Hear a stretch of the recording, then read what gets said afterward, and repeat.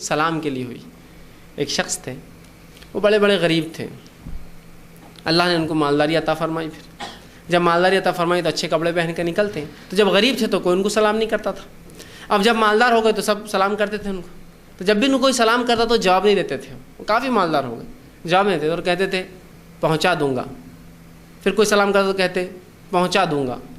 جب کسی نے ایک بار پوچھا کہ حضرت آپ کو ہم سلام کرتے اور آپ کہتے پہنچا دوں گا, تو کہا جب میں غریب تھا جب تو میں کوئی سلام نہیں کرتے تھے, اب میں مالدار ہو کر سلام کرتے, سلام مجھے نہیں میری دولت تو کرتے ہیں, تو میں کہتا ہوں پہنچا دوں گا, پہنچا دوں گا. اس کو دولت ہے رکھی ہوئی, اس کو پہنچا دوں گا آپ کا سلام. اس لیے کہ اگر مجھے سلام ہوتا تو پہلے بھی میں انسان تھا, آج بھی انسان ہوں, لیکن پہلے تو سلام نہیں کرتا تھا کوئی, اب مالداری ہے تو سلام ہو رہا ہے, تو کہتے تھے پہنچا دوں گا. تو جس کے لیے ہو رہا ہے اس کو پہنچا دوں گا, میرے لیے نہیں ہو رہا ہے. تو یہ نہیں ہونا چاہیے.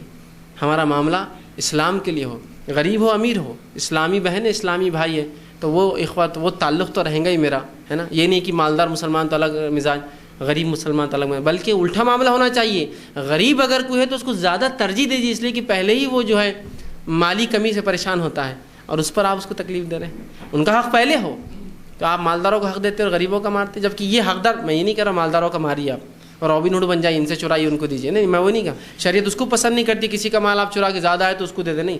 لیکن شریعت یہ بھی پسند نہیں کرتی کہ آپ جو پہلے سے مسکین و غریب ہے اس کو اور آپ دبائیں, بلکہ اس کی طرف تو آپ زیادہ دھیان دیں کہ میرا بھائی غریب ہے, ہو سکتا ہے میرے یہ عمل اس کو برا لگ جائے تو میں احتیاط کروں, یہ کام سے ہم نہیں کروں گا. میں سمجھ رہا بات کو. تو اس طرح